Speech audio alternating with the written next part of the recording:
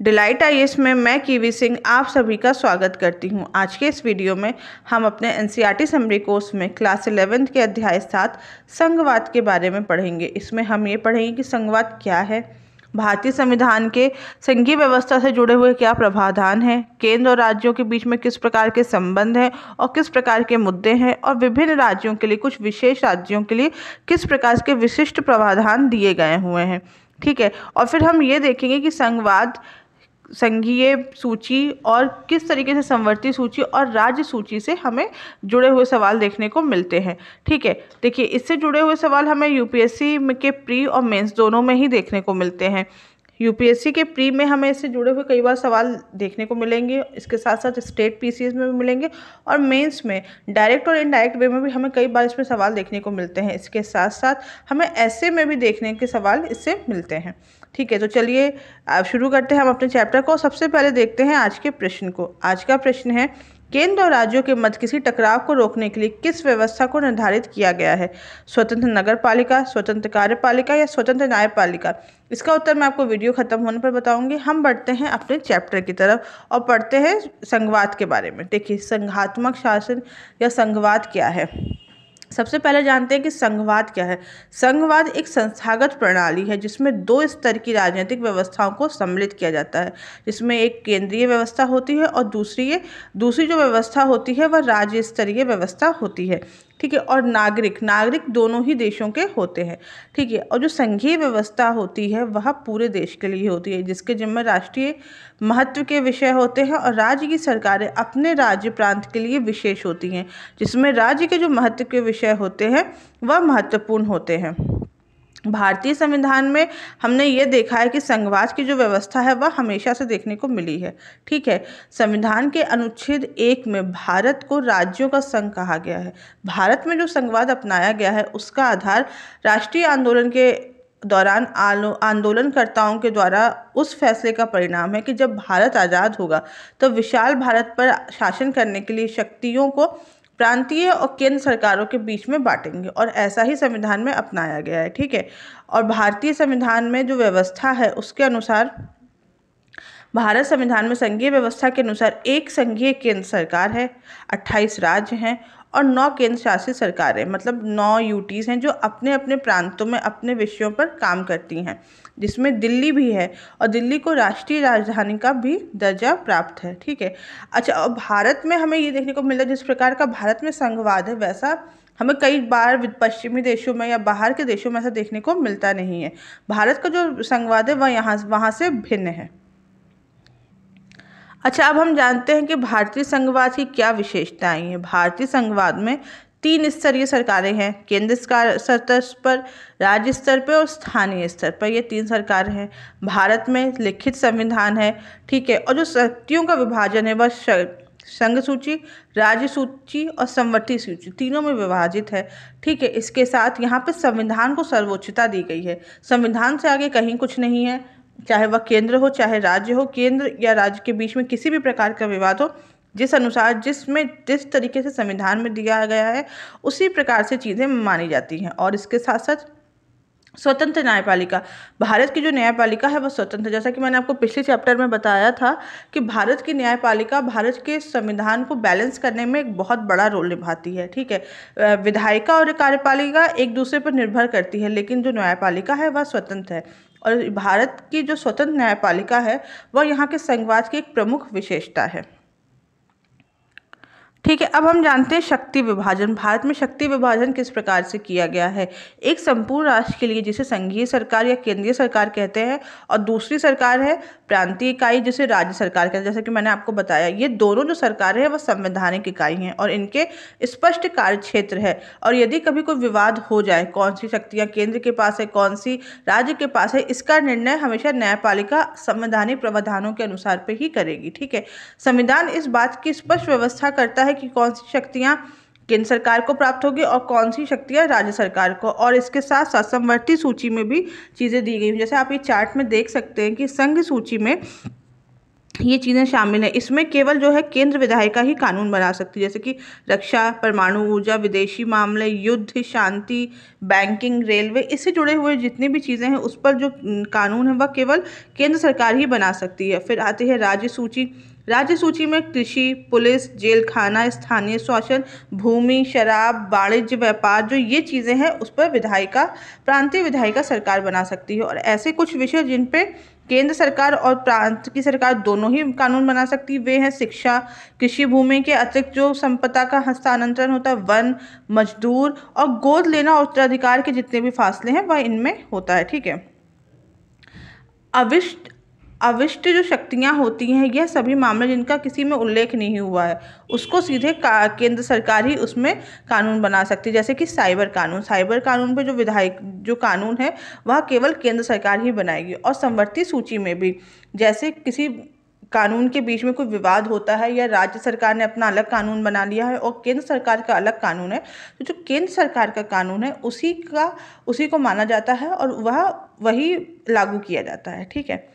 अब हम जानते हैं कि संघीय सरकार और एकात्मक सरकार क्या है। ठीक है। संघीय सरकार में क्या विशेषताएं हैं, एकात्मक सरकार में किस प्रकार की विशेषताएं, और भारत में किस तरीके से इन चीज़ों में लक्षण दिए गए हैं। ठीक है। जैसे भारत में संविधान की सर्वोच्चता है। ठीक है। राष्ट्रीय स्तर पे संविधान की शक्ति से ऊपर कोई नहीं है, सभी को संविधान के दायरे में रख के ही काम करना पड़ता है और यह लिखित संविधान है। शक्तियों का बंटवारा बहुत अच्छे से किया गया है। ठीक है। देश में केंद्र और राज्य सरकार के मध्य तीनों सूचियों में, जैसा कि मैंने अभी आपको बताया, में अंतर्गत बंटवारा अच्छे से किया गया है। दोहरी सरकार है, राष्ट्रीय और क्षेत्रीय, दो अलग तरीके की सरकार है। स्वतंत्र न्यायपालिका। ठीक है। यहाँ की जो न्यायपालिका है वह एक स्वतंत्र न्यायपालिका है जो सरकार को तानाशाह होने से रोकता है और सभी नागरिकों को निष्पक्ष न्याय दिलाती है। ठीक है। और संशोधन प्रणाली, संविधान में संशोधन हो सकता है। ठीक है। किस तरीके से संशोधन, संघीय प्रक्रिया के अनुरूप है। संविधान में जो संशोधन की प्रक्रिया है उससे यहाँ पे संघीय सरकार की व्यवस्था के ऊपर ये मजबूत स्तर दिखाता है। इसके अलावा जो तीन स्तर की सरकारों का जो निर्माण किया गया, जिसमें केंद्र सरकार, राज्य सरकार और स्थानीय सरकार है, उसके बीच में यह भी एक संघीय संविधान की लक्षण है। ठीक है। इसके साथ साथ हम ये देखेंगे कि इसमें यहाँ पे केंद्र और राज्यों के मध्य में शक्तियों का बहुत अच्छे से विभाजन किया गया। संविधान बहुत कठोर है और इसके साथ साथ इस तरीके से संविधान है जो बहुत लचीला नहीं है।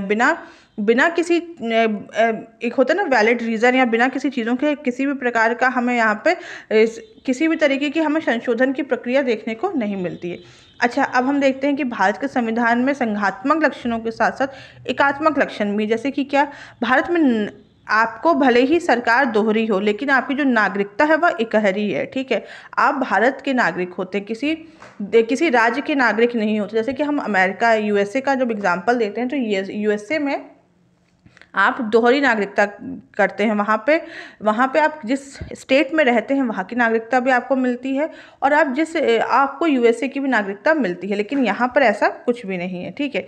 इसके साथ साथ हम ये देखते हैं कि संघीय शक्ति में केंद्र सरकार राज्य सरकार से अधिक ताकतवर है और संघ और राज्यों के लिए एक ही संविधान है। संविधान की व्यवस्था अलग अलग नहीं की गई है, एक ही संविधान है। एकीकृत न्यायपालिका, यह भी एक तरीके से एकात्मकता के लक्षण है कि राज्यों का जो न्याय व्यवस्था है वह एक ही स्तर पे चलती है। ठीक है। और भारत में जो राज्यों के राज्यपालों की नियुक्ति है वह राष्ट्रपति द्वारा होती है। इस प्रकार से केंद्र सरकार राज्य सरकारों पर अपना नियंत्रण बनाए रखती है। ठीक है। हमें प्रशासनिक व्यवस्था एक हरी देखने को मिलती है जिसमें अखिल भारतीय सेवाएं हैं, जैसे IAS IPS, जो इस प्रकार की सेवाएं मिलती हैं। और संविधान संशोधन में संघीय सरकार का जो महत्व है, संघीय व्यवस्था, केंद्र सरकार का जो महत्व है, उसकी वजह से भारतीय संविधान में एकात्मकता के लक्षण हमें देखने को मिलते हैं। ठीक है। संविधान स्वतंत्र है और विधायिका जो भी है, विधायिका भी 2 सदनीय भी है, कहीं पर 1 सदनीय भी है। इस प्रकार से ये जो लक्षण है वह भारत को एक तरीके से एकात्मक और संघीय दोनों, भारत का जो संविधान है वह संघात्मक भी है और एकात्मक भी, दोनों ही प्रकार के लक्षण हमें भारत के संविधान में देखने को मिलते हैं। लेकिन यहाँ का जो केंद्रीय सरकार है वह सशक्त बनाया गया, जो केंद्र बनवाया गया है वह मजबूत बनाया गया है।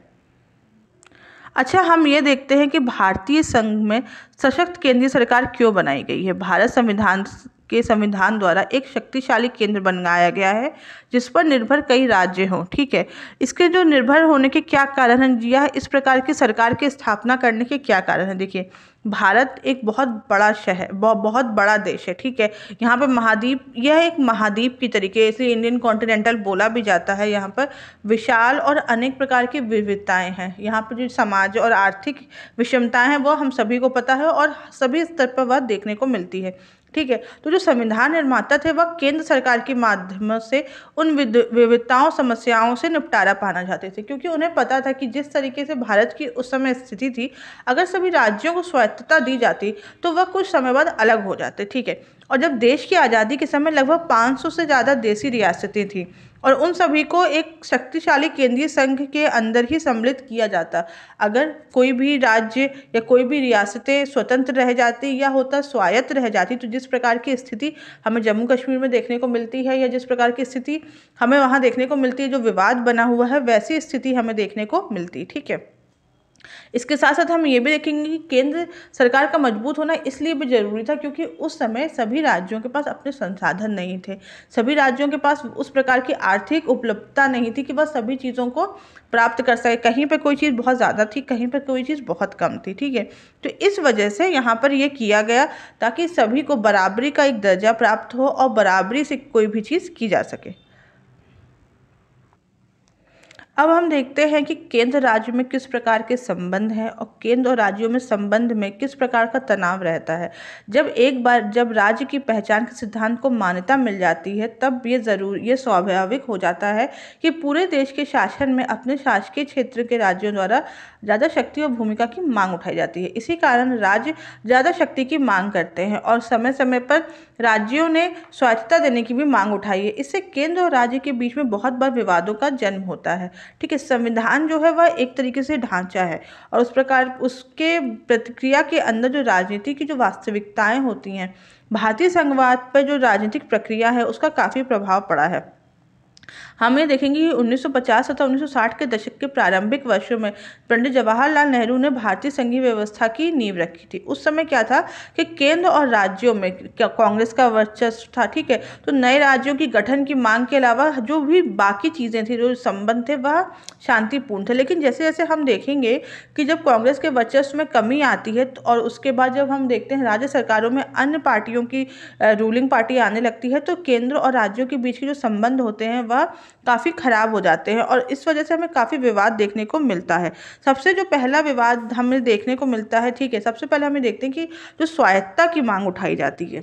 ठीक है, राजनीतिक दलों ने, राज्यों ने केंद्रों से ज़्यादा स्वायत्तता की मांग उठाई है। लेकिन इसका ये मतलब होता है, कई बार ऐसा होता है कि वह लोग अपनी राजनीतिक इच्छाओं को पूरी करने के लिए और राज्य के आय के स्वतंत्र साधन पर नियंत्रण के लिए, इसके साथ साथ और प्रशासनिक शक्तियों से जो नियंत्रण होता है उसके लिए स्वायत्तता की मांग करते हैं। ठीक है, जो सबसे ज़्यादा इम्पॉर्टेंट जो आप फैक्ट देखेंगे, जो केंद्र सरकार के बीच में जो तनाव का सबसे प्रमुख कारण है, वह राज्यपाल की नियुक्ति है। ठीक है, राज्यपाल की नियुक्ति और राष्ट्रपति शासन की जो भूमिका होती है उसमें हम देखते हैं कि राज्यपाल की भूमिका राज्य और केंद्र के बीच में हमेशा विवाद का विषय रही है। राज्यपाल निर्वाचित पदाधिकारी नहीं होता है, यह जो राज्यपाल होता है उसकी नियुक्ति केंद्र सरकार द्वारा होती है। इसलिए हम ये देखते हैं कि राज्यपाल के फैसलों को अक्सर राज्य सरकार के कार्यों में केंद्र सरकार के हस्तक्षेप के रूप में देखा जाता है और जब केंद्र और राज्य में अलग अलग दल होते हैं तब राज्यपाल की भूमिका हमेशा से विवादास्पद हो जाती है। ठीक है, और इसके साथ हम ये भी देखेंगे कि संविधान में जो ये एक अनुच्छेद है, जिसे हम अनुच्छेद 356 कहते हैं, जिसको हम राष्ट्रपति शासन के रूप में कहेंगे, इसके द्वारा भी कई बार इसका जो विवादास्पद जो प्रयोग कर दिया जाता है उसके द्वारा भी हमें इसकी भूमिका कई बार बहुत विवाद में दिखती है। इसके प्रावधान के अनुसार जब राज्यों में हम राष्ट्रपति शासन तब लागू कर सकते हैं जब राज्य का शासन इस संविधान के उपबंधों के अनुसार नहीं चलाया जा रहा। ठीक है, उसके परिणाम स्वरूप क्या होता है, जो संघीय सरकार होती है वह राज्य सरकार का अधिग्रहण कर लेती है। ठीक है, और इस विषय पर राष्ट्रपति द्वारा उद्घोषणा करके संसद की स्वीकृति ली जाती है और राष्ट्रपति शासन को अधिकतम 3 वर्षों तक बढ़ाया जा सकता है। कई बार हम ये देखते हैं कि राज्य सरकार के और केंद्र सरकार के बीच में जब विवाद होता है या बहुत बार जो केंद्र सरकार के चाहने पर राज्यपाल राष्ट्रपति शासन की मांग करते हैं, और यहाँ पर राज्य सरकार की इस तरीके से मांगे नहीं होती है, राज्य सरकार इस बात से संतुष्ट नहीं होती है। ठीक है, फिर हम देखते हैं कि नवीन राज्यों की मांग। संघीय व्यवस्था में नवीन राज्यों के गठन की मांग करने को लेकर हमेशा से तनाव रहा है।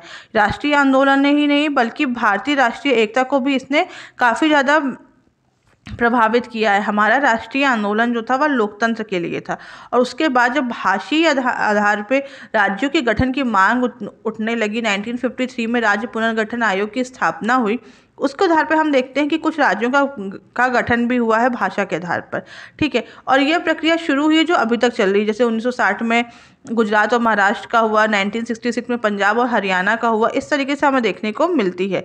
ठीक है, तो इसके आधार पे हमें कई बार राज्यों की तरफ से यह मांग आती है कि वह एक नए राज्य का निर्माण करना चाहते हैं, या इस वजह से भी केंद्र और राज्य सरकार के बीच में हमें कई बार राज्य और केंद्र सरकार के बीच में भी हमें कई बार विवाद देखने को मिलता है। हमें राज्यों में वित्तीय आवंटन में भी जो भेदभाव होता है उससे भी काफ़ी विवाद देखने को मिलता है। राज्यों में आय के अधिक साधन होने चाहिए और संसाधनों पर राज्य का नियंत्रण होना चाहिए, ऐसे कई बार राज्यों की मांग होती है। राज्य कई बार ज़्यादा पैसा मांगता है केंद्र से, या ज़्यादा सोर्सेज मांगता है जो उन्हें नहीं मिलता है, और जिस वजह से भी हमें कई बार वहाँ पर विवाद देखने को मिलता है। ठीक है, प्रशासनिक स्वायत्तता भी एक बहुत बड़ा मुद्दा रहा है। शक्ति विभाजन को राज्यों के पक्ष में बदला जाए, ऐसा राज्यों का कहना है। राज्यों को अधिक महत्व दिया जाए, अधिक शक्तियां दिए जाएं, इस वजह से भी राज्य और सरकार के बीच में काफ़ी तनाव देखने को मिलता है। ठीक है, हम देखते हैं कि राज्य और सरकार के बीच में किस प्रकार के वित्तीय संबंध है। देखिए, सरकार के संविधान में जो केंद्र और राज्य वित्तीय संबंधों की चर्चा की गई है, इसमें संसद के पास संघ सूची में उल्लेखित जितने भी विषय हैं वह राज्य विधायिकाओं के राज्य विषय में वर्णित सूची पे और समवर्ती सूची के विषय पर संसद और राज्य विधानमंडल दोनों को कर लगाने की शक्ति प्राप्त है। और अनुच्छेद 275 के तहत वित्त आयोग की अनुशंसा पे संसद को आवश्यकता पड़ने पर राज्यों को अनुदान देने का भी अधिकार प्राप्त किया गया है। अनुच्छेद 280 के अंतर्गत केंद्र और राज्यों के बीच में जो कराधान व्यवस्था के निर्धारण के लिए वित्त आयोग का गठन इसीलिए किया गया है। ठीक है, इसके साथ हम ये भी देखते हैं कि किस प्रकार के यहाँ पे हमें प्रशासनिक संबंध देखने को मिलते हैं या प्रशासनिक चीज़ें देखने को मिलती हैं। ठीक है, केंद्र में कार्यपालक शक्ति पूरे भारत में विस्तृत है। राज्य की कार्यपालक शक्ति जो है वह राज्यों के सीमाओं तक ही विस्तृत होती है। समवर्ती सूची के विषय में किसी भी प्रकार की कार्यकारी शक्ति जो है वह राज्यों में निहित होती है, जब तक किसी भी प्रकार की जो विशिष्ट शक्ति होती है जो केंद्र सरकार द्वारा प्रदत्त न करे। अर्थात अगर किसी भी चीज़ पर कोई कानून बना है या कोई मुद्दा आया है या कोई प्रशासनिक विवाद है, तो उसमें जब तक राज्य सरकार द्वारा बनाए गए नियम ही चलते हैं, लेकिन अगर केंद्र सरकार ने कोई नियम बना दिया है तो वह नियम ही चलेगा। ठीक है, और हम फिर जानते हैं विधायी संबंधों के बारे में। देखिए, जैसे मैंने आपको बताया था कि राज्य और केंद्र के बीच में त्रिस्तरीय व्यवस्था है, जिसमें तीनों के पास अपने अपने कानून हैं, और समवर्ती सूची में वे भाग आते हैं या वे हिस्से आते हैं जिस पर राज्य और केंद्र दोनों सरकार बना सकती है। अनुच्छेद 248 में अविष्ट शक्तियों का प्रावधान, जिसमें कानून बनाने की शक्ति केवल संसद के पास है। और 249 के तहत राज्यसभा के प्रस्ताव के आधार पर राष्ट्रीय हित में भी कई बार कानून पारित कर दिया जाता है, और किस स्थिति में संसद राज्य सूची के संबंधी विषय पर भी कानून बना सकती है। ठीक है, 250 के तहत राष्ट्रीय आपातकाल के दौरान, 252 के तहत राज्य के अनुरोध या उनकी सहमति पे, और 253 के तहत अंतर्राष्ट्रीय समझौते को लागू करने के लिए, और राष्ट्रपति शासन के दौरान राज्य जो है वह केंद्र सरकार के अंदर आ जाता है, तो हमें वही कानून देखने को मिलता है। अब हम देखते हैं कि किस प्रकार से के संबंधों में सुधार लाने का प्रयास किया गया। देखिए, केंद्र सरकार के सुधारों के लिए, संबंधों में सुधार के लिए कई प्रकार की समितियों का और आयोगों का गठन किया गया, जैसे कि प्रशासनिक सुधार आयोग 1966, राजनाथ समिति, आनंदपुर साहिब प्रस्ताव, ऐसे सरकारी आयोग बहुत इंपॉर्टेंट है, और पुंछी आयोग 2007। ऐसे हमें कई प्रकार से आयोग यहाँ पर देखने को मिलते हैं जो केंद्र सरकार से और राज्य सरकार के मध्य एक तरीके से संबंधों को सुधार लाने के लिए किया गया है। ठीक है, और हम देखते हैं कि संबंधों में सुधार के लिए क्या प्रयास करना चाहिए या हमारा क्या सुझाव हो सकता है। देखिए, राज्यपाल की नियुक्ति से पहले मुख्यमंत्री से विचार विमर्श करना आवश्यक है, इसलिए भी क्योंकि राज्यपाल को उस राज्य में जाके रहना है, उस राज्य का राज्यपाल बनने से पहले मुख्यमंत्री से विचार विमर्श करना आवश्यक माना जाता है। अनुच्छेद 356 का प्रयोग अंतिम विकल्प में किया जाए, ना कि साधारण परिस्थितियों में। और केंद्रीय बलों की तैनाती के समय राज्यों से परामर्श किया जाए, राज्यों को ज़्यादा वित्तीय संसाधन दिए जाएं, अखिल भारतीय सेवाओं को और मजबूत बनाया जाए और कई नई सेवाओं का सृजन किया जाए। और जो राज्य विषय की जो राज्य सूची के विषय हैं उस पर केंद्र सरकार अनावश्यक हस्तक्षेप ना करे। देखिए, ये हमारी तरफ से जो सुझाव दिए गए हैं ताकि राज्यों के बीच में किसी भी प्रकार का जो भी हमें कई बार देखने को मिलता है, कई प्रकार के विवाद देखने को मिलते हैं, वह ना हो। अच्छा, ये तो हुआ केंद्र और राज्य के बीच में सब विवाद। कई बार हमें अंतर्राज्यीय विवाद देखने को मिलते हैं जिसमें दो राज्यों के बीच में विवाद के कई उदाहरण देखने को मिलते हैं, जिसमें सीमा विवाद होता है, कई बार जल बंटवारे को लेकर विवाद होता है, जैसे कर्नाटक और तमिलनाडु को। तो यह विवाद भी एक तरीके से जो न्यायपालिका के अंतर्गत ही आते हैं, उच्चतम न्यायालय ही इसे सॉल्व करती है। और हम देखते हैं फिर विशिष्ट प्रावधान किस तरीके से दिया गया है। जैसे कि अभी तक तो नहीं, जैसे जम्मू कश्मीर का अनुच्छेद 370 के अंतर्गत एक विशिष्ट स्थिति दी गई थी, अब वह स्थिति हटा दी गई है। इसके अलावा हम 371 से 371 जहाँ तक जो उत्तर पूर्व के जो वो हैं राज्य हैं, जैसे नागालैंड, असम, मणिपुर, सिक्किम, मिजोरम, इनको भी विशिष्ट स्थिति प्रदान की गई है। अच्छा, अब आते हैं हम वापस आज के सवाल पे। आज का सवाल था कि केंद्र और राज्यों के मध्य किसी टकराव को रोकने के लिए किस व्यवस्था को निर्धारित किया गया है। तो आप सभी को इसका उत्तर पता चल गया होगा। इसका उत्तर है स्वतंत्र न्यायपालिका। स्वतंत्र न्यायपालिका का केंद्र और राज्यों के मध्य के विवाद को भी जो टकराव रोकने के लिए इस व्यवस्था को निर्धारित किया गया है। तो आज की वीडियो में बस इतना ही। अगर आपको इस वीडियो से रिलेटेड कोई भी डाउट हो तो आप हमें कमेंट बॉक्स में बताएं और फ्री PDF के लिए हमारे टेलीग्राम ग्रुप को ज्वाइन करें। Thank you so much.